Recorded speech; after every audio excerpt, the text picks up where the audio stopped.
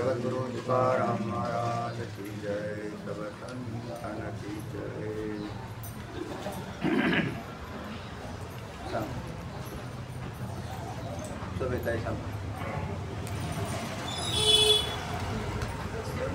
द्वैत सृष्टीचे कथन केल्यावर ब्रह्म जीव रूपाने त्यात प्रविष्ट झालाय म्हणून ब्रह्म जीव रूपाने प्रविष्ट झाले याचाच अर्थ असा आहे की जीव हा ब्रह्मरूप आहे।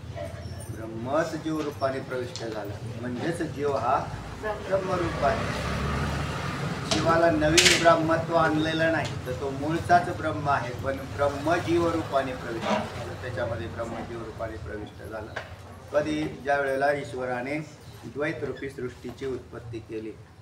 कारण द्वैत जर निर्माण झालं नसतं तर मग त्याच्यामध्ये याची हे कसं काय अनुप्राविष्य झालं असतं याचं ब्रह्माचं। तर तेव्हा अशा प्रकाराने ब्रह्मच जीवरूपाला प्राप्त होत झालं। आता त्यात कसं झालं तर त्याच्यामध्ये जे अविद्या संसर्गात आलेला आहे तो जीव झाला, अविद्येच्या संसर्गात आलेले अशी संगती आहे। वास्तविक आजही ब्रह्म जीवरूपात प्रविष्ट झालेलं नाही। एका दोन वाक्य बोलायचे, एक ब्रह्म जीवपणाला कधी प्राप्त झालं नाही, ते ब्रह्मच आहे।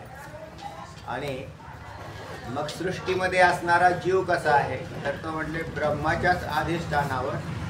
पण मग तुम्हाला ब्रह्मरूपी अधिष्ठानावर जे प्रविष्ट झालेलं ब्रह्म कोणतं आणि जे प्रविष्ट झालेलं नाही असं एक ब्रह्म आहे। एकाला अधिष्ठान चैतन्य म्हणतात आणि एकाला आभास असं म्हणतात। म्हणून चैतन्याचे दोन प्रकाश परत तयार झाले आणि त्याच्यात मग ज्याला जीवपणा प्राप्त झालेला ते ब्रह्म कोणतं आभास। ज्याला जीवपणा प्राप्तच झालेला नाही, जे नित्यमुक्त अवस्थेत पूर्वी होतं शुद्ध बुद्ध, ते आजही शुद्ध बुद्धच आहे। चला, म्हणून द्वैतरूपी सृष्टी भगवंताने निर्माण केली आणि त्याच्यानंतर त्यामध्ये ब्रह्म प्रविष्ट झालेला।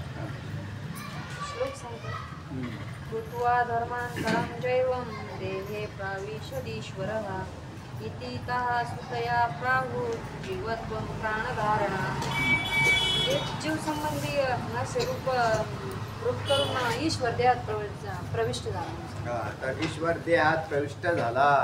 आता ईश्वर देहात प्रविष्ट कसा झाला? एक जे नित्यमुक्त चैतन्य होतं ब्रह्मचैतन्य, त्याला मायेचा संसर्ग झाल्याने ईश्वर भाव आला आणि ईश्वर भावाचा कनिष्ठ भाव जीव भाव आहे। ईश्वर भावाचाच एक कनिष्ठ भाव म्हणजे जे अविद्येमध्ये चैतन्य आलं तर ते जीव भावाला प्राप्त झालं, जे मायेमध्ये चैतन्य आलं ते ईश्वर भावाला, ज्या चैतन्याला मायारूपी उपाधीच लागलं नाही ते शुद्ध ब्रह्म।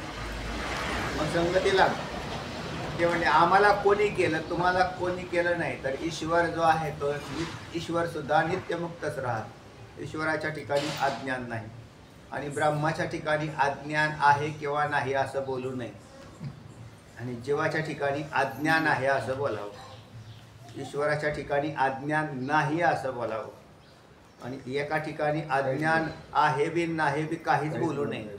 ज्याच्या ठिकाणी काहीच बोलू नये ते ब्रह्मचैतन्य, ज्या ठिकाणी काही बोललं जातं पण चांगलं बोललं जातं ते ईश्वर चैतन्य आणि ज्याच्याविषयी जे उद्गार काढले जातात किंवा तुम्ही तर बद्ध आहात, तुम्ही तर मरकी आहात, तुम्ही तर मरणारे आहात। आम्ही म्हटलं तुकोबरायांना असं म्हटलं तुम्ही मरके आहात, ते म्हटले कोण मरके? मी मरका आहे का? मी मरका नाही। जसं देवा तुला नाव नाही तसं मला सुद्धा नाही, तुला जसं रूप नाही तसं मला सुद्धा नाही। तुझं नाम जरी नाही तरी माझे दाव काही, तुझं रूप जरी नाही तरी माझे दाव काही। खेळसी तो लीळा तेथे काय मी वेगळा, मी काय तुझ्यावरून वेगळा आहे का? मी तसाच आहे। पण हे ज्ञानीपुरुषाचं बोलणं झालं।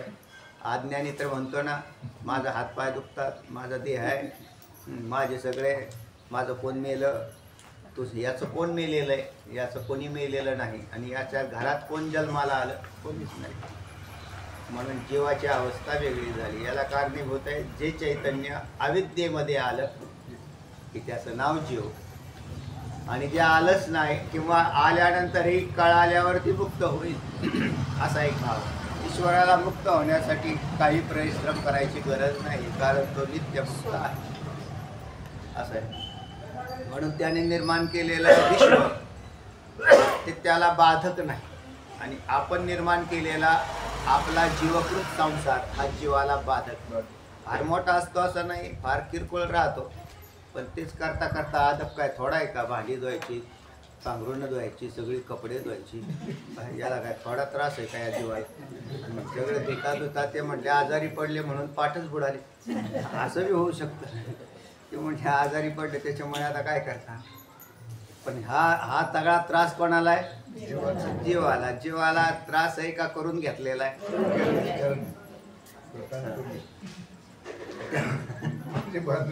हा, माझे करुणी व्यर्थ गेला असं म्हणलं. तर त्याला हा स्वतःच्या हाताने बसलेला आहे अद्वत. तर जोपर्यंत त्याला कष्ट करेल अशी इच्छा आहे, कष्टच करावं तो करत राहील. तुम्ही आत्ताही नित्यमुक्तच आहात, आत्ता तुम्हाला कोणी बांधलेलं नाही, पण तुम्ही किती कष्ट सहन करायचे हे तुमच्या सहनशीलतेवर आधारित आहे. ज्या माणसाला जेवढी सहनशीलता चांगली असेल त्यांनी तेवढं कष्ट करत राहावं, आणि ज्यावेळेस तुमची सहनशीलता नष्ट होईल त्या दिवशी तुम्ही मुक्त व्हावं. यालाच म्हणतात अधिकार प्राप्ती.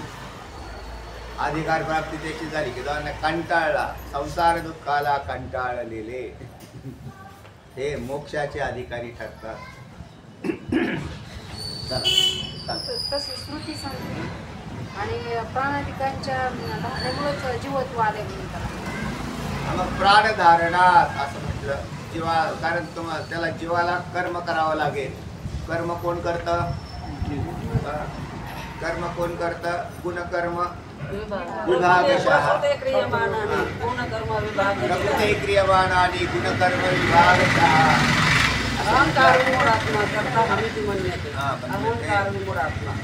प्रकृती करी कर्मे दिव्या केली म्हणे भ्रमे. ऐने नावे तेव्हा प्रकृती करी कर. प्रकृतीमध्ये रजतम आणि सत्व या गुणांचा भाग आहे. त्याच्यात रजगुण हा कर्मप्रधान मानलेला आहे, आणि त्या राजांशाच्या म्हणून राजांशाच्या संबंधात जीव आला, चैतन्य आलं की ते काय करायला लागलं? कर्म करायला लागलं. आणि मग कर्म करायचं म्हटलं की राजांशापासून प्राण झाले. जसं राजांशाचं कार्य काय? प्राण. आणि मग ते प्राण म्हणजे हे प्राण कुठे गेले तर सूक्ष्म देहाचा घटक बनले आणि कर्म करायला सुरुवात झाली. म्हणून जे मूळचं चैतन्य आहे ते कर्म करत नाही, त्याचा कर्माशी काही संबंध नाही अधिष्ठान चैतन्याचा. म्हणजे अंतःकरणात प्रकाशित चैतन्य आहे, त्या अंतःकरणाचाच एक घटक प्राण आहे. म्हणून त्या चैतन्याने प्राणधारणात त्यांनी काय केले? प्राण धारण केले, आणि प्राण धारण करून मग कर्माला सुरुवात झाला, कर्माचा आरंभ झाला. मग तो कशी कर्म करेल? जशी त्याला वासना निर्माण झाली त्या पद्धतीने आपापल्या कर्माच्या संगतीत त्याच्या जगात राहून देह आणि देहसंबंधीच्या संगतीत राहून वासना बलवान होते, आणि त्याच्यामध्ये राहून तो कर्माची प्रवृत्ती धारण केली. म्हणून प्राण आले, प्राण धारण केले की कर्म सुरू झाले. आणि कारण प्राणानेच कर्म करायचं नाही. तुम्ही असा बसला तरी कर्म चालू आहे, म्हणजे त्याचा कर्म बंदच नाही झालं. म्हणून काय म्हटले माऊली? तुम्ही कर्माचे पुतळे आहात, मूर्ती लावणी कर्माची, खंती करची कर्माची, ते गावंडे का अगाय सव्यसाची. मूर्ती लावणी देहाची, खंती करती कर्माची, ते गावंडे का.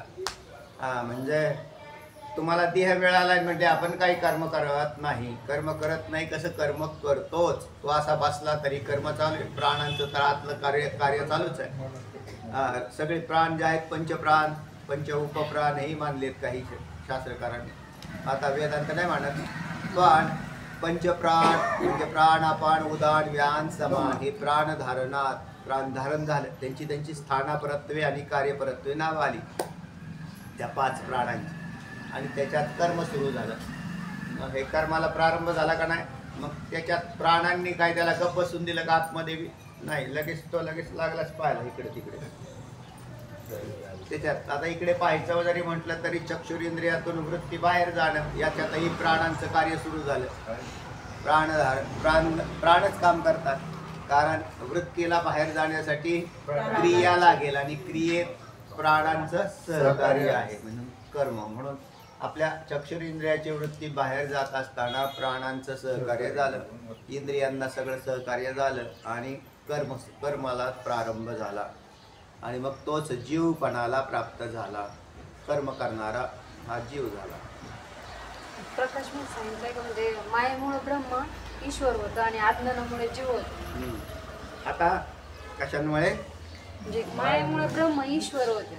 हा, मायेवर सांगितलं आधीच. मायेमुळे ब्रह्म ईश्वर भावाला प्राप्त झालं आणि ईश्वर भावातून घसरलेलं ब्रह्म असं म्हणा.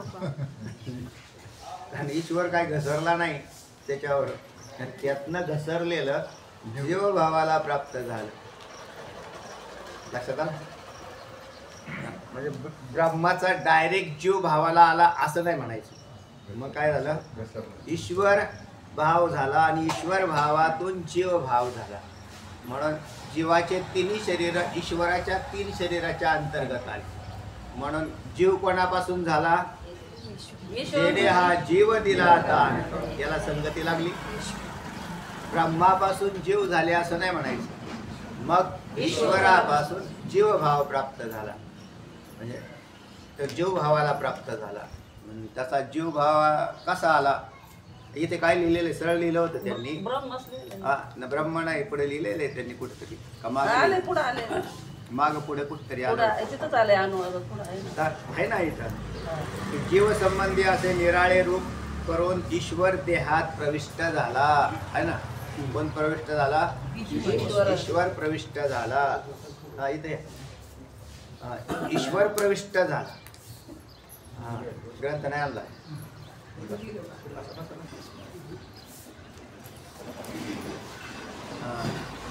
त्या दोघात एक ग्रंथ घे. ईश्वर ब्रह्म कस काय नाही आलं? तर ब्रह्म त्याच्याच महिमेत राहत, त्याची कधी घसरण झाली नाही. ते कधी ब्रह्म कधी ईश्वर झालं नाही. मग माया उपाधित चैतन्यावर ईश्वरपणाचा भाव आला आणि तेच ईश्वर म्हणजे ईश्वर, त्या ईश्वराकडून हिरण्यगर्भ धारण करण्यात आला, तरीही त्याचा ईश्वर भाव नाश पावला नाही. त्याच ईश्वराकडून विराट भाव धारण करण्यात आला, तरी त्या ईश्वराचा ईश्वर भाव नाश पावला नाही किंवा ब्रह्मभावही बिघडला नाही. ईश्वराचा ब्रह्मभाव बिघडला नाही. ईश्वराचा ईश्वर भाव जसा आहे तसा राहिला. त्याने त्याच ईश्वराने म्हणजे कारणरूपी ब्रह्माने हिरण्यगर्भ धारण केला. हिरण्यगर्भाने विराट धारण केलं आणि जगत निर्माण झालं. हे द्वैतरूपी प्रपंच उत्पन्न झाला. आता जीव कसा झाला? द्वैत प्रपंच उत्पन्न झाल्यावर याच्याचाच तमांश निर्माण झाला आणि त्या तमांशापासून मग अज्ञान, ज्याचंच नाव तमांश असं. माया वेगळी आणि अज्ञान वेगळं झालं. कसं काय वेगळं झालं? एकच आहे ना, आहे ना, पण त्याला गाळण लावली. गाळण लावल्यामुळे जो कनिष्ठ भाव तयार झाला त्याचं नाव अज्ञान आणि जो वरिष्ठ भाव तयार झाला त्याचं नाव माया. आणि मायेत प्रकाशित चैतन्य ईश्वर भावाला प्राप्त झालं आणि अज्ञानात प्रकाशित चैतन्य जीव भावाला प्राप्त झालं. मग त्या अज्ञानाच्या पोटातून परत अज्ञान कारण ठरलं आणि मग विक्षेपाची उत्पत्ती झाली. अज्ञानाचा विक्षेप म्हणजे सूक्ष्म देह आणि स्थूल देह आहे. मग त्या सूक्ष्म देहांच्या उत्पत्त्या, त्याचा विचार तुम्हाला विचार सगळ्यात येऊन गेलेला आहे किंवा इथेही थोडाफार सांगू आपण, पुढे श्लोकात आलाय. आणि नंतर त्या सूक्ष्म देहाला कार्य करण्यासाठी स्थूल देहाची गरज लागली. मग अजून तमांश निर्माण झालेला जो होता, त्या तमांशापासून शरीराची उत्पत्ती, स्थूल शरीर झालं. ते स्थूल शरीर आणि स्थूल शरीराचा स्थूल विराटाशी असलेला संबंध प्रस्थापित झाला आणि जीव या जगात स्थिर झाला. म्हणून जीव या जगामध्ये नंतर स्थिर झाला आणि मग तो स्वतः देहभावावर आल्याने, कारण अज्ञान घनदाट असल्याने त्याला मी ब्रह्म आहे असं ज्ञान होत नाही. इतकं सरळ सोपं आहे का हो त्याला ब्रह्म असं ज्ञान व्हायला? तर तो या पडद्याच्या मागं गेला. तो पडद्यांच्या अर्थात अन्नमय कोश, प्राणमय कोश, मनोमय कोश, विज्ञानमय कोश आणि आनंदमय कोशाच्या पलीकडे जाऊन राहायला लागला.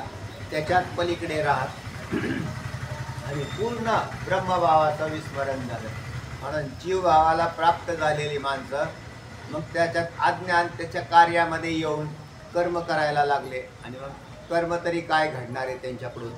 म्हणून स्वार्थी बुद्धीने देहभाव धारण करून हा कर्म करतो, त्याचं नाव जीव आहे. आणि मग तो इतक्या स्वार्थी झाला की मग त्याच्यामध्ये काम, क्रोध, मद, मोह, मत्सर, दंभ, अहंकार हे सगळे विकार निर्माण झाले. आणि त्या विकारामध्ये हा जीव युगानयुग राहतो, मुक्त होत नाही.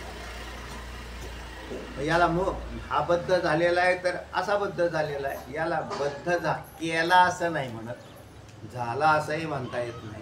कारण हा अनाधिकालापासून अविद्येच्या संसर्गात आल्याने ज्याची हे दुर्दशा झालेली आहे.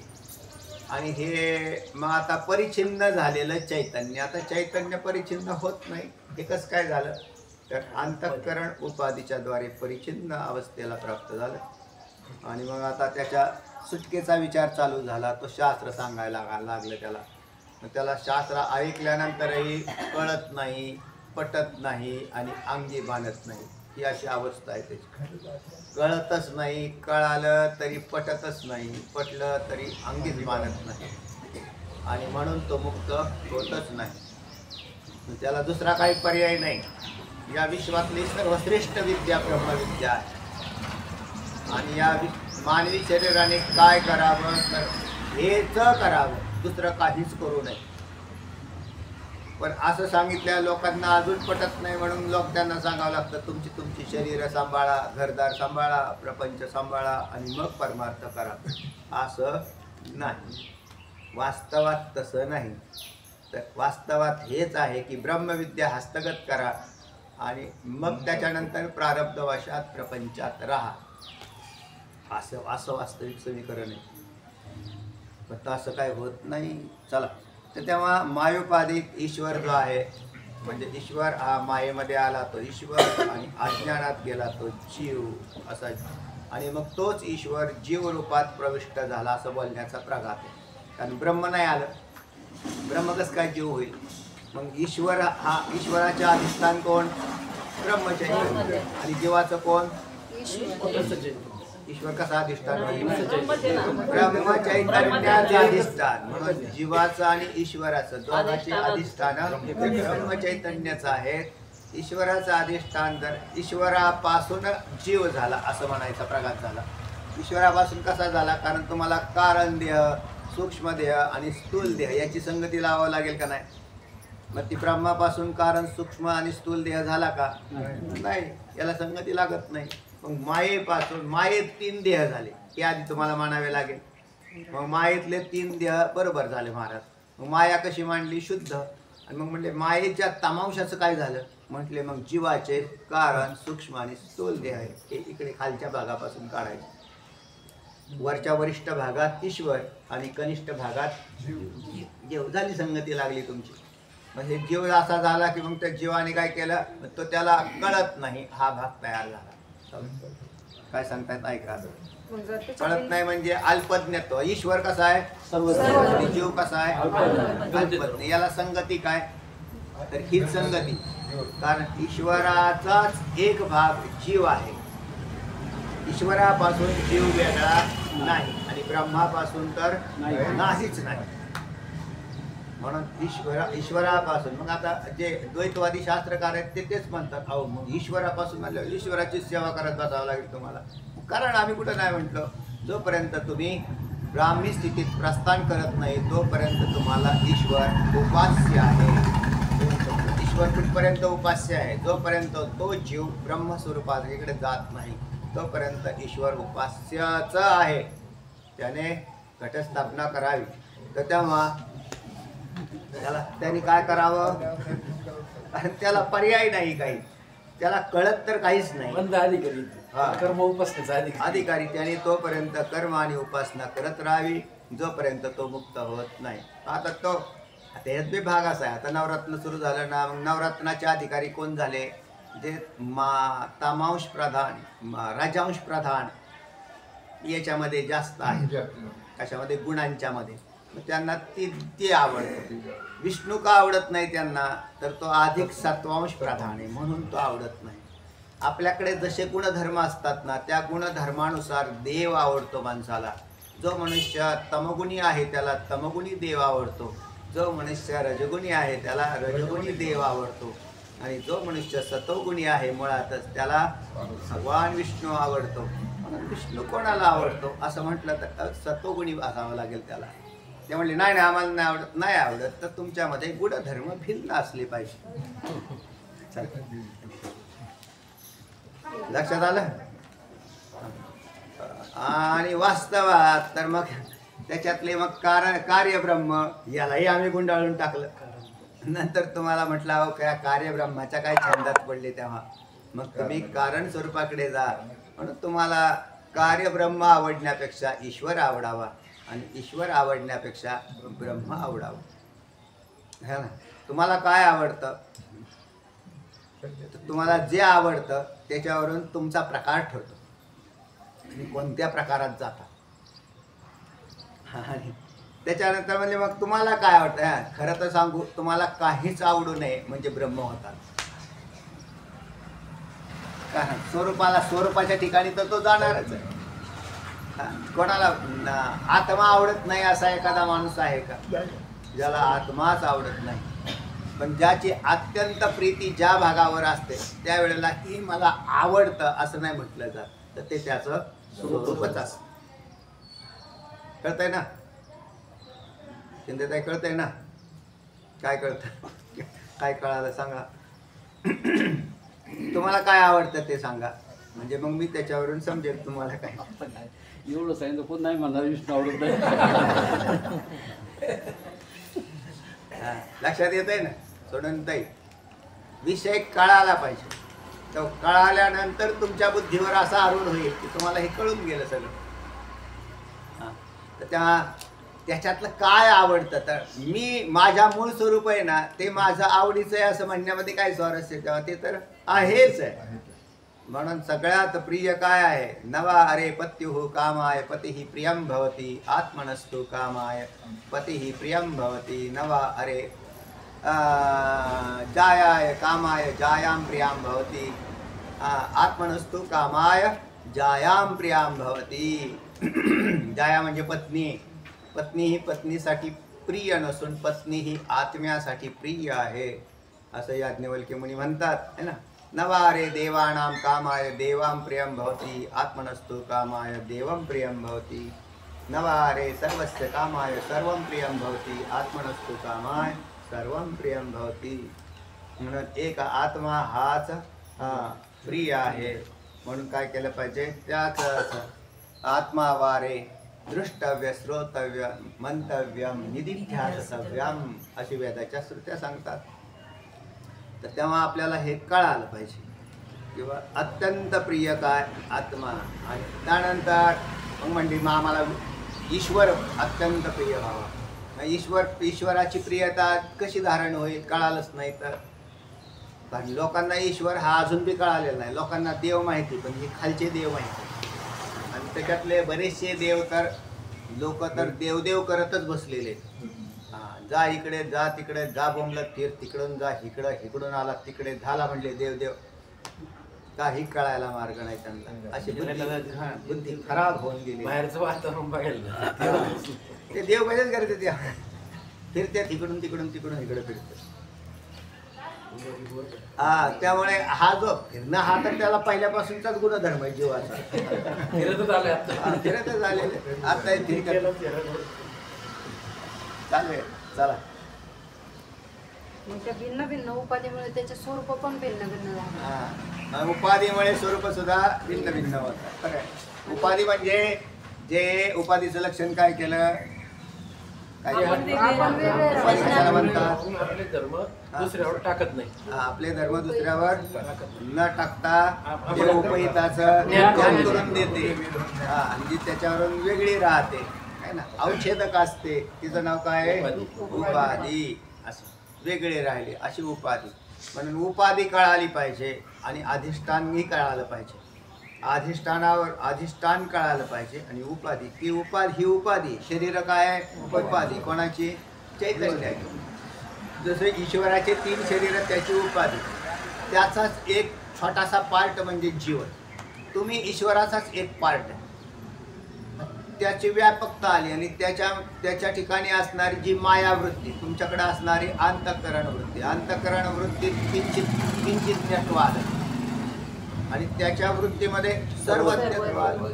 हा, म्हणजे असे 2 भाग तयार झाले. तुम्ही त्याचाच एक रूप आहे. म्हणजे ईश्वर कुठे आहे असं कोण म्हटलं तर हे तू नाहीस का? तू ईश्वरच आहे. तो ईश्वर आहे. तो ईश्वर आहे, पण त्याचा एक भाग झाला आणि याच्यात अज्ञत्व आल्यामुळे ह्याला कळाना आणि त्याच्यात सर्वज्ञत्व आलं. त्याला आवरण नाही करत, त्याला माया आवरण करत नाही आणि मायेचा तमाश जीवाला आवरण विशेषण रूपण राहतो. आणि मग हा विशेषण झाला. तो उपाधी. म्हणून उपाधी वेगळे, तुम्ही निर्विकार, काहीच संसार तुम्हाला नाही. ईश्वर सर्वज्ञ आहे आणि ईश्वराची उपाधी त्याच्या आधीने, जीवाची म्हणजे ईश्वराची उपाधी त्याच्या आधी, म्हणजे माया वर्चस्व गाजवत नाही. मग आता तुम्ही कोण आहेत? ब्रह्म असून रडता का? तर उपाधी तुमच्यावर वर्चस्व गाजवत. ते म्हणजे असा रडायला लागला, आव म्हटले तुम्ही ब्रह्म आहात, तुम्हाला काही त्रास आहे का?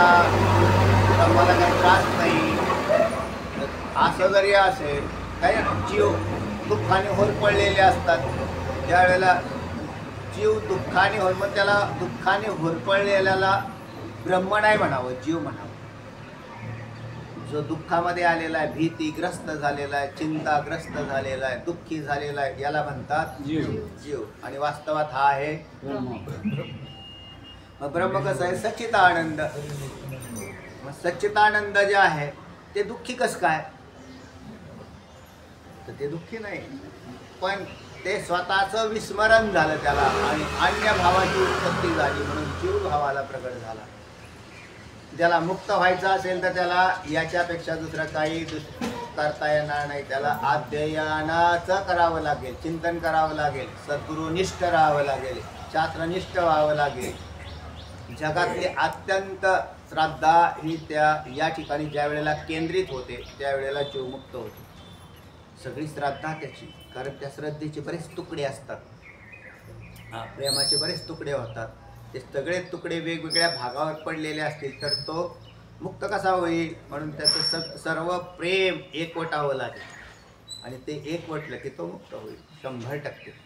चला, ईश्वराच्या ठिकाणी म्हणजे पाप पुण्य राग द्वेष म्हणजे हे काहीच नाही. ईश्वराने पुण्य केलं का पाप केलं? काहीच नाही. ईश्वराने पाप करतो का पुण्य करतो? ते म्हणजे पापही नाही पुण्य नाही. याचं कारण त्याला कळतं की मी सच्चिदानंद ब्रह्मच आहे. हे अखंड ज्याच्या ठिकाणचं ज्ञान नष्टच होत नाही तो ईश्वर भाव आहे. तेच संतांच्या ठिकाणी सुद्धा हाच प्रकार तयार झाला. म्हणून संत जे आहेत ते आमचे भगवत स्वरूप कसे बनले? त्यांनाही पाप पुण्य नाही लागत. पाप पुण्य लागो नेदी अंगा. काय तुका म्हणे आम्ही झालो अग्नी. तुका म्हणे आम्ही झालो लागो नेदी पाप पुण्य अंगा. आमच्याही अंगाला पाप पुण्य, कारण आम्ही अग्निरूप झालो. म्हणजेच जो ईश्वराच्या ठिकाणचा भाव आहे की मी कर्म करता नाही, करोनी आकरता आपणा, जरी करी आहे तरी नेदी अभिमाना आतळो. तुकोबराय म्हणतात करोनी आकरता काय तर तेव्हा हा गुणवंत आणि निर्गुणा सर्व साक्षी सर्व जाणा करोनी आकरता आपणा नेदी अभिमाना आतळो तो. आणि मग संत असेच, म्हणून संतही त्या पदाला प्राप्त होतात. आणि जीव मात्र अभिमाना आतळो, नातळो नाही, त्याच्यातच आला तो. आणि देह अहंकार आणि देह संबंधीचा अहंकार धारण करून जीवपणा प्राप्त होतो. चला, जीव तद आधी नाही म्हणजे अंतकरणाचे उपाधीत त्याचा दाद झाला. अंतकरणाच्या उपाधीचा दाद झाला. मग त्याला मग म्हणजे दुःख बाबा सांगा सुरेताई पुढे. ईश्वर म्हणजे ईश्वर आणि जीवाची उपाधी भिन्न असल्यामुळे त्याचे स्वरूपही भिन्न सांगितलेले हा. आहे. ईश्वराची उपाधी ही माया आहे आणि ती शुद्ध सत्वप्रधान असल्यामुळे ती ईश्वराच्या अधीन आहे. आणि जीवाची उपाधी ही अविद्या आहे आणि अविद्या म्हणजे ती मलिन असल्यामुळे जीव त्याच्या अधीन आहे. बिलकुल. हा. हा आणि मग आधीन झालेल्याचं काय लक्षण आहे? हा? आधीन झालेल्याचं लक्षण काय? आधीन म्हणजे आपण त्याच्या अधीन झालेलो याचं लक्षण काय? दुःख भोगावं. दुःख भोगतो. तुम्ही जर अधीन नाही तर दुःखच भोगणार नाही. एखाद्या माणसाचा सावकार पैसे मागायला आला, तो म्हणतो का आता काय करावं, पैसा तर नाही, सावकार तर पैसे मागतो, त्याला तर द्यायचं, याचं त्याला काय दुःख आहे. आता त्याला दुःख भोगतोय ना तो. पण जो श्रीमंत आहे ते असा आयटीत चाललेला आहे, तो म्हणतो का हो, तुम्हाला काय म्हणजे आपल्यावर कर्जच नाही. ज्याने कर्ज काढलेलं आहे तो दुःखात आहे. कर्ज वास्तवात काढलेलं आहे का? वास्तवात तुम्ही काय कर्ज घेतलंय का कोणाचं? तर वास्तवात नाही. म्हणून तर ते म्हणते ना, तुम्ही पाप करता का पुण्य करता? काय करता? काहीच नाही करता मग नारळ का फोडता?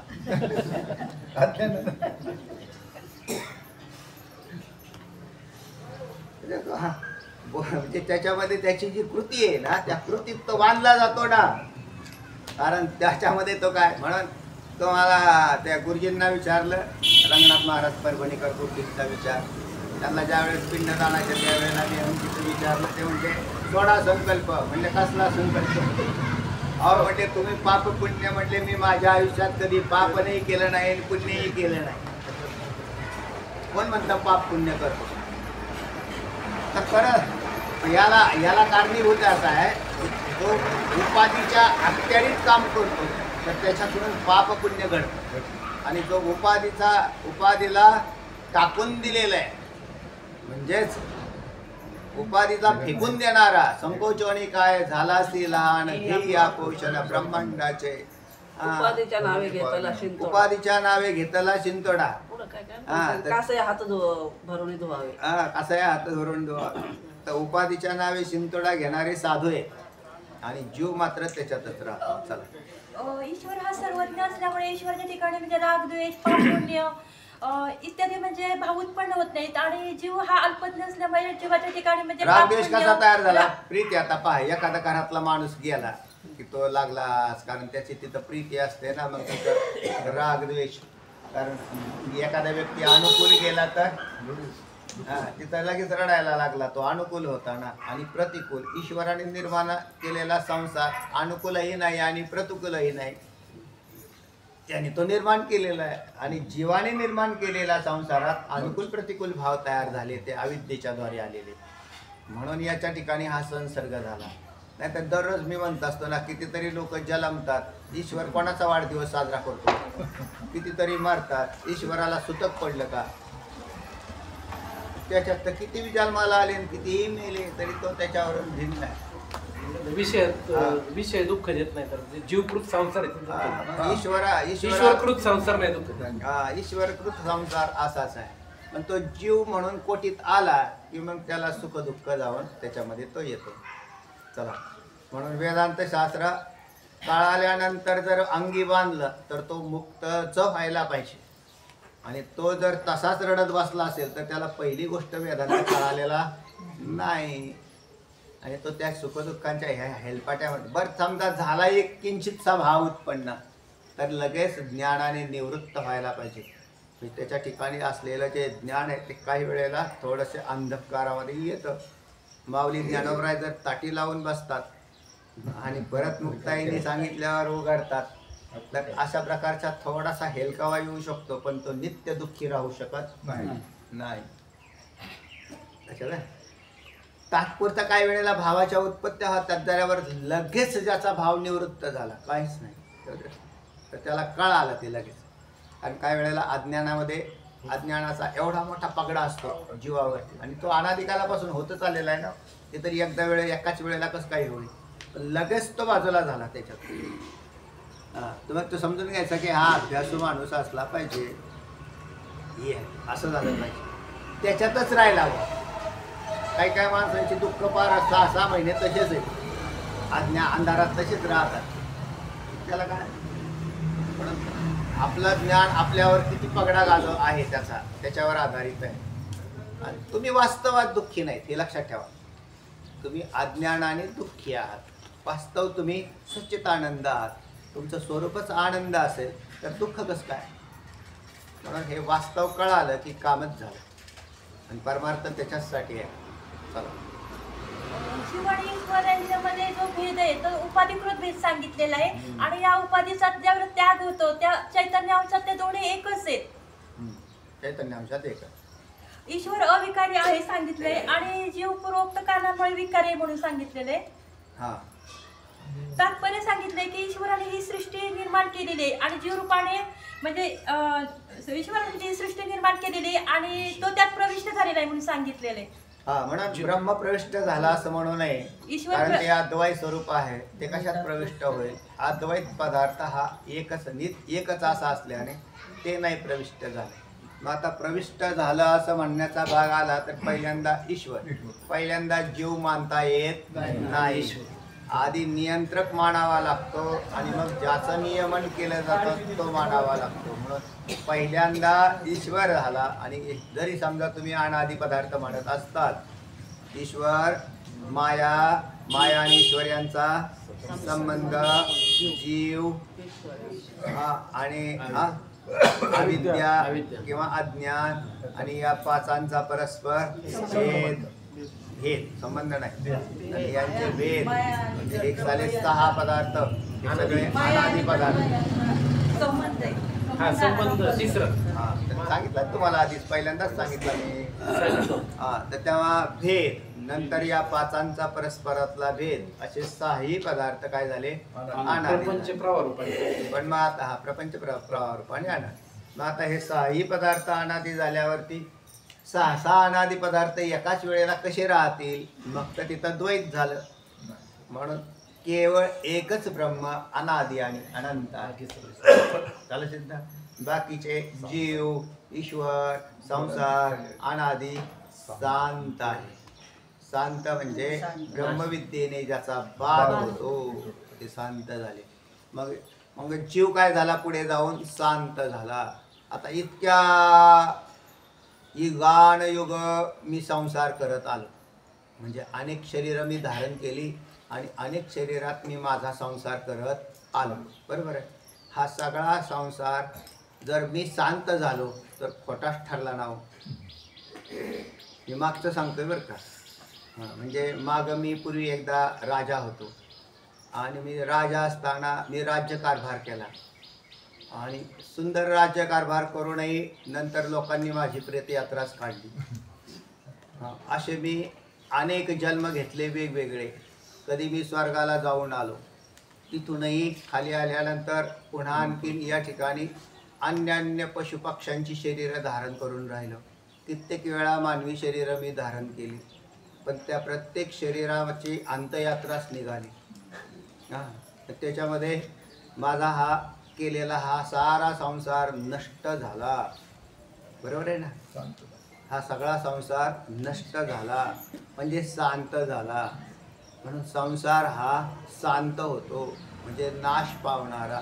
आणि तो मी का करत राहिलो अज्ञानाने. आपण का करत राहिलो अज्ञानाने. हे ज्या दिवशी जीवाला कळेल त्या दिवशी तो मुक्त होईल.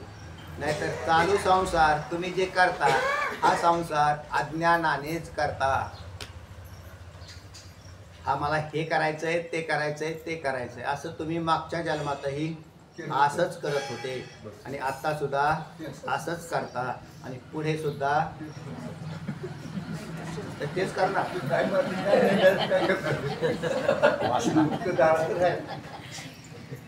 मुक्त झाला तर आहे का हे कोणाच्या हातात आहे. ब्रह्मदेवाने असं त्याच्या हातात ठेवलंय की काकांना मुक्त करायचं का नाही. पण काय करू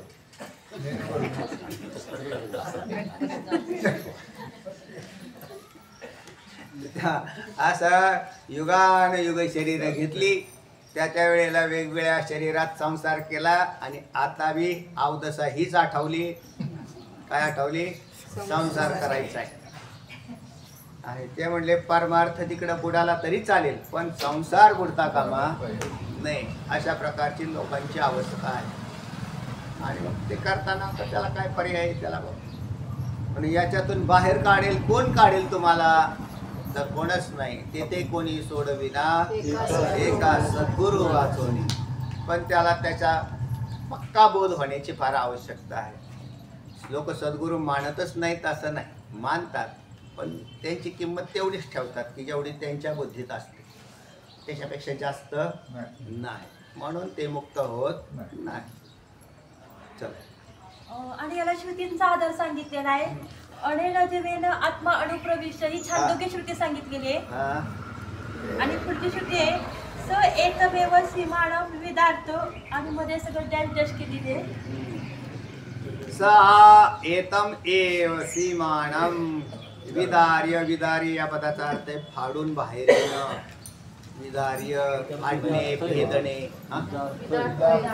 विदार्थ गेले. हा, विदार्थ. विदार्य असं झालंय ना. विदार्थ विदार्थ पदाचा अर्थ सांगतो, विदार्य नाही, विदार्थ. आणि विदार्थ पदाचा अर्थ आहे फाडणे, भेदणे, छेदणे. आणि मग काय छेदून सीमानम एका सीमेचं छेदन करून जो काय झाला तद अनुप्रविशंती तो याच्यात प्रवेश करता झाला. म्हणजे तो त्याच्या पलीकडे गेला असं म्हणायचं थोडक्यात. ईश्वर भावातून तो पलीकडे अविद्येच्या भावात जाऊन जीवपणाला प्राप्त झाला. कोण हा जीव कसा झाला? हा ईश्वराच जीव भावाला प्राप्त. ईश्वराच्या ठिकाणी असणं आलेलं चैतन्याच पुढे जाऊन तेच चैतन्य जीव भावाला कसं गेलं तर त्याची सीमा मर्यादा ओलांडली. मायेची सीमा ओलांडून पलीकडे गेला की तो मायेच्या तमांशात जाऊन जीव भावाला प्राप्त झाला. चला. तर ही ऐतरीय श्रुती सांगितलेली आहे. पुढे सांगितलेलं आहे की निर्विकार ब्रह्म सविकार कसे होते तर अशी शंका कोणी घेऊ नये. कारण ब्रह्माचे लिंग शरीराशी ते तादात्म्य असते म्हणजे त्याला जीव म्हटलेलं आहे. तर ब्रह्माचे आता महाराज इथं एक ब्रह्माचे शंका होती की तादात्म्य पाहुण्यावर तर ते आभासी धरायचं का म्हणजे आभाषित तादात्म्य असणं म्हणजे असं आहे जसं तादात्म्य असणं म्हणजे आसक्ती असणं. आपला सरळ सरळ असणं त्याचा आसक्ती असणं आणि आसक्ती करून राहणं. वास्तवात असतं असं नाही तर निर्माण झालेलं केलेलं असतं आणि ते कल्पितच असतं. तादात्म्य ही कल्पितच असतं. जसं पहा नाही तादात्म्य म्हणतात ना ते आपण. तादात्म्य म्हणजे असं आहे आता तुम्ही ब्रह्म आहात. ब्रह्माचं शरीराला तादात्म्य संबंध आणि तो एकरूपता भासते. वास्तविक ब्रह्म सच्चिदानंद आहे आणि शरीर असं जड दुःख रूप आहे. कसं काय दोघांचं विरोधी तादात्म्य एकत्र करायचं? दोन विरोधी पदार्थ की एकत्र कसं काय होतील? पण तादात्म्याने राहतात. दोन भिन्न असले तरी तादात्म्याने राहतात. म्हणजे आणि राहिलेल्याची प्रतीती भाव तयार होतो असा. म्हणून आता ईश्वर जीव एकाच ठिकाणी राहतो. कारण ज्या ठिकाणी जीव आहे त्या ठिकाणी ईश्वरही आहे त्याच शरीरात. पण ईश्वराने त्या जीवाच्या शरीराशी तादात्म्य नाही केले. तादात्म्याचा विचार करू. ब्रह्माचा तर विषयच नाही पण जीवाने मात्र त्या शरीराशी तादात्म्य केले म्हणजे संबंध. त्याला उदाहरण देताना तुम्हाला सांगत असतो मी नेहमी की जसा नारळाचे गोटे बाहेर विकायला आहेत आहे ना. म्हणजे तो नारळ कवटीवरून वेगळा आहे हे सिद्ध झालं. पण ज्या वेळेला तो कच्च्या अवस्थेत असतो त्यावेळेला तो कवटीशी धरून राहतो. म्हणजे त्याचं त्या नारळाचं त्या कवटीशी तादात्म्य असतं. म्हणजे त्यांनी तादात्म्य धारण केलेलं आहे. मग ते तादात्म्य काय करतं? तादात्म्य असं करतं तुम्ही आता देवीला नारळ फोडायला जातात. मग नारळ गेला तर नारळ फोडला की ते खोबरं त्या कवटीला राहिलं आणि मग ते कवटीचं काय खोबरं निघत नाही म्हटलं की मग त्याला लोक चमच्यानी गुलातनीने स्क्रूड्रायव्हरने त्याला ती काढायचा प्रयत्न करतात. असं मग ते कशाने का व्हायना असं ते काहीतरी निघत नाही. त्याला असं फार चांगलं चिपटून राहतं. तर त्याने पक्क तादात्म्य केलेलं आहे असं समजावं. कोणी त्या नारळाने पक्क तादात्म्य केलेलं ते काय निघत नाही. या ठिकाणी वाक्य असेल कारण ब्रह्माने लिंग शरीराशी तादात्म्य हा सांगायचंय त्याचं अजून पावणे. हा म्हणजे जीव हा असं म्हटलं. हा बरोबर. म्हणजे ब्रह्माचं एकरूपता झाली. हा, म्हणजे जीव बरोबर. पण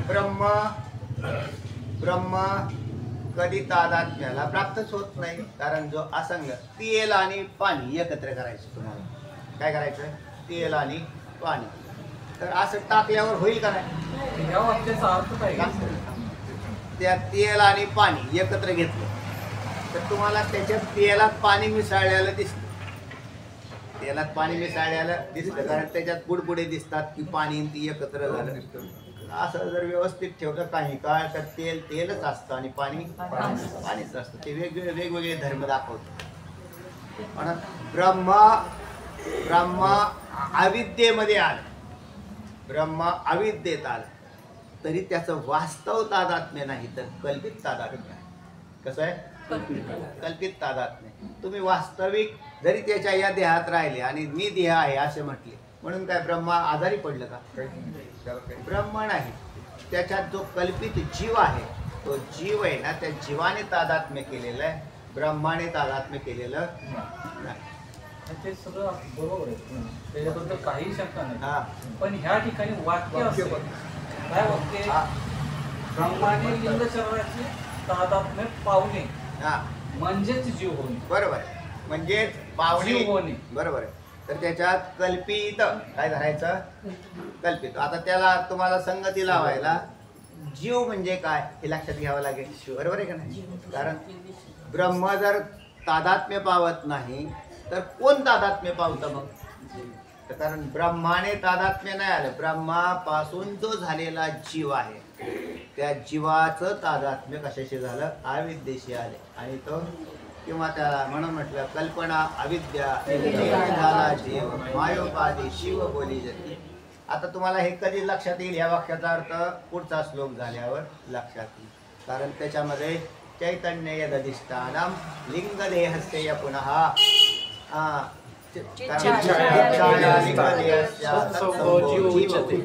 असं लक्षण येणार आहे आता. पण आता ते येईल आपण ते नंतर वाक्य श्लोक. मग हे बी तेच आहे ना ब्रह्म. ऐका ना. हा, तरी तुम्ही ते वाक्य नीट वाचा, नीट हे करा. ते नीट वाचवून मी सांगितलं. आणि तुम्हाला काय सांगायचं म्हणतोय की आपण या ठिकाणी एक वाचायचं आणि अर्थ वेगळा घ्यायचा, असं कसं काय करताय? ऐका. ब्रह्माने लिंग शरीराशी तादात्म्य पावणे. बरोबर आहे. म्हणजे ब्रह्म तादात्म्य पावणे. हा, ब्रह्म लिंग शरीराशी तादात्म्य पावणे. आता लक्षात घ्या, तुम्ही आजपर्यंत जो अभ्यास केला ब्रह्म तादात्म्य पावतं का? नाही पाहू. आणि मग इथं कसं काय लिहिलं? मग तेच विचारतोय. मग तुम्हाला तेच सांगतो मी. तर मग आपण उलटा अर्थ कसा ऐका घ्यायचा? ना, तुम्ही ते त्याच्यात खोलीतच शिरत नाही, वरचे राहता. तर ब्रह्म तादात्म्य पावत नाही. मग ब्रह्म तादात्म्य पावत नाही तर कोण पावतं हे पाहावं लागेल. तर त्या ब्रह्मापासूनचाच जो एक अंश आभास रूपी जो जीव तो काय होतो? तादात्म्य. तुम्ही सांगा ना, तुम्ही बोला. काय होतो? तादात्म्य. कोण पावतं? ब्रह्म पावतं का ब्रह्माचाच अंश असलेला जीव पावतो? ब्रह्माचा अंश म्हणाला. हा, ब्रह्मांश म्हणा ना. पण त्याला जीव म्हणायचं. हा, त्याला तो जीव काय होतो? ब्रह्माचा अंश तादात्म्य पावणार. कल्पित अंश म्हणायचा, वास्तव अंश नाही. त्याच्यातही कोण आहे? कल्पित अंश. तो काय होतो? तादात्म्य पावतो. म्हणून त्यालाच काय म्हणतात? जीव म्हणतात. त्याला जीव म्हणतात. आणि म्हणजे ब्रह्म. आता आभास, त्या ब्रह्माचे दोन भाग. कल्पित अंश जो असतो ना त्याला काय म्हणायचा? आभास. आणि वास्तव अंश आहे तो अधिष्ठान. उपाधीच्या संबंधाने बोललो म्हणजे अज्ञान उपाधी धारण केली का त्या उपाधीचं अधिष्ठान कोण? बोला. उपाधीचं अधिष्ठान कोण? ब्रह्म. आणि उपाधीतला आभास हा कोण आहे? त्याचंच नाव जीव आहे. आभास कोणाचा? हा, ब्रह्माचा. हा, आभास कोणाचा? ब्रह्माचा. आणि तद्रूप होणं कोणाकडे घडतं? आभासाकडे घडतं. आणि म्हणजेच जीव होणं आहे. तो काय झाला? जीव झाला. संपलं? लक्षात आलं? अजून काय सांगता? बोला. उपाधी काढली तर ते आभास पण ब्रह्मरूप आहे. त्यांच्या मनात सांगा. ते आभास वगैरे जे आहे ना, ठीक आहे, ते वाक्य काय सांगतो की ब्रह्मच तादात्म्य झालं असं वाक्य. तुम्हाला ब्रह्म या पदाचा अर्थ काढावा लागेल ना, हा. बरोबर ना. तो काय केला मी, आभास आणि आभास तादात्म्य पावला आणि मग तो जीव आणि कुटस्थ म्हणजे अधिष्ठान अधिष्ठान नाही, ब्रह्म नाही झालं. झालं. पण आभास हा कोणाचा आहे, ब्रह्म अधिष्ठान. झालं. कारण आभास कोणाचा आहे तर ब्रह्माचा, म्हणजेच ब्रह्म जीवपणाला ब्रह्म. तुम्हाला ज्या वेळेला दोन सांगत असतो, पाठीमागं बी घेऊन गेलं, पाणी घेऊन या असा शब्द प्रयोग मी केला. पाणी घेऊन या म्हटलं की त्या माणसाने म्हटलं आम्हाला पाणी घेऊन यायला सांगितलंय, ग्लास घेऊन यायला सांगितलंय का, ग्लास घेऊन यायला सांगितलंय नाही, सुतार्थपत्ती करावं लागलं. होऊन गेला विषय आपला. मग तिथं तुम्हाला असं करावं लागतं, पाणी कुठे असतं तर तो माठात असतं. मग पाणी माठात असतं तर हात वंदळीत आणायचं का, नाही म्हटले मग तांब्या शोधावा लागेल. पण महाराजांनी तर पाणी सांगितलेलं आहे, तांब्या नाही माठबी नाही काहीच नाही, तर तुम्हाला हे सगळं लावून घ्यावं लागतं. आणि ज्याला लावून घेता येत नाही मग तुम्हाला काय होईल, त्याचा नुसतंच ते शब्दावर फिरत राहताल तुम्ही, ते शब्दावर. ब्रह्मजीव कसं काय झालं, तर ब्रह्मजीव कसं काय झालं, तर ब्रह्म या पदाचे तुम्हाला अर्थबोध व्हायला पाहिजे शास्त्र श्रवण करणाऱ्याला, आणि लगेच कळतं त्याला. ब्रह्माचे दोन भाग, अधिष्ठान आणि ज्याच्यामध्ये आभास आलेला आहे, अंतःकरण निष्ठ भाग चैतन्याचा, तो आभासाला प्राप्त झाला. ब्रह्म नाही झालं प्राप्त, आणि आभास सुद्धा कल्पित झाला. चैतन्याचा होऊन तो कुठे गेला, तो शेवटी आभास नाही आणि माया पण नाही, उपाधी झाला, त्याच्याशी गेला. ते पण नाही. म्हणजे अजून दुसरं सांगू का त्याच्या पुढे जाऊ, ब्रह्म जीवपणाला प्राप्त होत नाही. आणि तुम्हाला जीवपणाला प्राप्त झाला आहे का सांगतात, तुमचा अनुभव तुम्हाला आहे ना, तो अनुभव, त्या अनुभवासाठी सांगतायत. नाही तर वास्तविक ब्रह्माच्या ठिकाणी जीवही नाही आणि जगतही नाही, कशाचा ब्रह्मवनाला प्राप्त जीव झाला तो काय, तर झाला वास्तवात नाही. मग आता तुम्हाला संगती कळाली पाहिजे. म्हणून शास्त्रात 100% संगती ज्याला कळेल त्याला शास्त्र कळेल. ज्याला संगती माहीत नाही ना त्याला शास्त्र कळणार, कारण तो तिथंच गुंतून बसला. तो आता ब्रह्मजीव झालं, ब्रह्मजीव झालं, अरे ब्रह्म नाही जीव झालं, ब्रह्मजीव होईल का, नाही होणार. विकारी होईल ना म्हणतो. ब्रह्म असंग आहे, निर्विकार आहे, हे आपण सारखं सारखं ऐकतो, आणि परत ब्रह्मजीव झालं कसं काय होईल, तर होणार नाही. आणि तुम्ही सुद्धा जीव, तुम्ही जीव आहेत का, नाही, मग तुम्ही कोण आहे, अरे तुम्ही ब्रह्म आहात. तुम्ही कबुली दिल्यावरती विषय संपला ना. मी ब्रह्म आहे नाही, ब्रह्मच आहे, ब्रह्मच आहे. मग हा जीवपणा का भासतो, संसर्गामुळं. कोणाच्या संसर्गामुळं, हे काय आता इथं विचारलं, तादात्म्य केला नाही, हे तादात्म्य केलं अविद्येशी, तादात्म्य झाल्याने जीव झाला. ईश्वर सुद्धा ईश्वर नाही, ईश्वर सुद्धा ब्रह्मच आहे आपल्या दृष्टीने ईश्वर. हा, आणि आपल्या दृष्टीने मग आम्ही ईश्वर मानला. तुम्ही जीव आहात ना, मग ईश्वर माना. तुम्ही जीव जर नाही, जीव भावात राहिले नाही तर ईश्वरही राहणार नाही. पुढे सांगितले की जीव म्हणजे प्राण धरणे, असं म्हणजे पाणिनी मुळे धातुपाठ सांगितले. हा, प्राण धारण करणे. मी तुम्हाला मागाशी याचं विश्लेषण सुरुवातीलाच केलेलं आहे. हा, लक्षात आलंय ना. प्राण धारण करणे या पदाचा अर्थ सगळा आधी सांगितलाय, पाहून घ्या. सुरुवातीला काय बोललोय ते, म्हणजे तो प्राण कसा धारण करतो, हेच चैतन्य प्राण धारणात का गेलं, आणि मग शेवटी प्राण धारणात जाऊन जड होऊन, प्राण कसे आहेत, घटाप्रमाणे जड आहेत. तो म्हणजे माझे प्राण कासावीस झाले, मी कासावीस झालो, तू कासावीस झालं. कासावीस होणं हा धर्म कोणाचा, प्राणाचा. आणि तो म्हणतो माझे प्राण हो ठक ठक ठक ठक वाजतात, हे ते प्राण म्हणजेच मी. ते नाही हो, तो हे अविद्याकृत पदार्थ आहे. प्राण काय आहे, प्राणापान उदान व्यान समान हा रजांशाचा परिणाम आहे, तुम्ही नाही. म्हणून प्राणही मी नाही, मनही मी नाही, बुद्धी नाही, चित्त नाही, अहंकार नाही, या सर्वांचं अधिष्ठान मी आहे. चला, पुढे सांगितलं की जीवत्व म्हणजे तरी काय, आता पुढे आता जीव, याच्यात जीव धातूचा प्राण धारण करणे असा अर्थ. हे लक्षात ठेवा, जीव धातूचा अर्थ काय केलाय, प्राण धारण करणे. प्राण धारण केल्यावरती जीव होतो, नाही तर प्राण जर नाही तर चेतनत्व तुम्हाला कशामुळे दिसलं, प्राणामुळे दिसलं. मूळ कारण त्याच्यात क्रिया घडेल ना. क्रिया करायचं काम कोणाकडे आहे? रजगुण प्रधान प्राण, म्हणजे राजवंशापासून प्राण झाले. हे पंचकरणामधला विषय तुमचा पूर्वी सांगितलेला आहे. वाचा आता पुढे. पण जीवत्व म्हणजे तरी काय? ऐका. चैतन्यम यदधिष्ठानम चैतन्यम यदधिष्ठानम चैतन्यम यदधिष्ठानम चैतन्यम यदधिष्ठानम लिंगदेहश्च यः पुनः लिंगदेहश्च यः लिंगदेहश्च यः लिंगदेहश्च यः चैतन्यम यदधिष्ठानम लिंगदेहश्च यः पुनः चैतन्यम यदधिष्ठानम लिंगदेहश्च यः चैतन्यम यदधिष्ठानम लिंगदेहश्च यः चैतन्यम यदधिष्ठानम लिंगदेहश्च यः चिच्छाया लिंगदेहस्था चिच्छाया लिंगदेहस्था चिच्छाया लिंगदेहस्था चिच्छाया लिंगदेहस्था तत्संगो जीव उच्यते तत्संगो जीव उच्यते तत्संगो जीव उच्यते तत्संगो जीव उच्यते चिच्छाया लिंगदेहस्था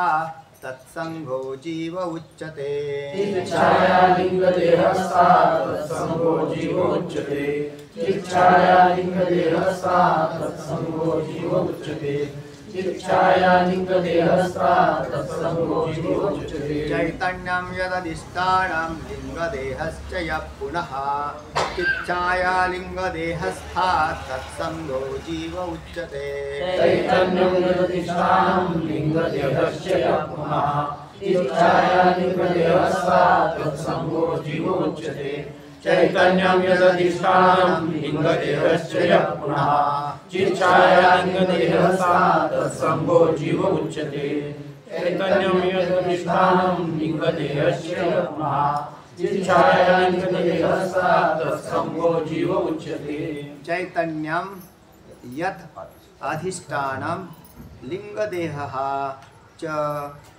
यः पुनः चिच्छाया लिंगदेहस्था तत् संगः किंवा तत्संगः एकत्र घेतलं तरी चालेल. जीव हा उच्यते. सांगा नाना. चैतन्यम यत् अधिष्ठानम लिंगदेहः च यः पुनः चिच्छाया लिंगदेहस्था तत्संगः जीव उच्यते. जीव हा ऊ आलाय ना पुढं, ऊचा विसर्ग होतो. म्हणून जीव हा उच्यते, त्याला जीव असं म्हणतात. तत्संग हा त्या एकत्रित, त्याला त्या तत्संग पदाचा अर्थ एकत्रित असलेला, त्याला जीव असं म्हणतात. कोण एकत्रित? पहिला चैतन्य. पहिला कोण घेतलं? अधिष्ठान चैतन्य. त्या चैतन्याला म्हणतात अधिष्ठान. यत अधिष्ठानम चैतन्य, जे अधिष्ठान चैतन्य आहे ते. नंतर त्यात अधिष्ठानत्व प्राप्त झालं की लिंग देहाच लिंग हा पुढे म्हटलेलं आहे, ते संस्कृतमध्ये पुढे येतं. नंतर चित छाया, त्या चिताची असणारी चैतन्याची छाया जी लिंग देहस्थ आहे, म्हणजे लिंग देहामध्ये पडलेली चैतन्याची छाया. आणि लिंग देह हा बरोबर आहे, ते वरचं लिंग देह. नंतर कोण घेतलं? लिंग देह. पहिल्यांदा चैतन्य यद अधिष्ठान म्हणजे अधिष्ठान रूप चैतन्य. कोणाचं म्हणताल तर लिंग देहाचं, म्हणजे लिंग देह. आणि त्या लिंग देहात पडलेली चैतन्याची छाया लिंग देहस्था. या तिघांना या पुन्हा असं म्हटलं, म्हणजे पुन्हा लिंग देहात मध्ये पडलेली चैतन्याची छाया. 3 भाग घेतले.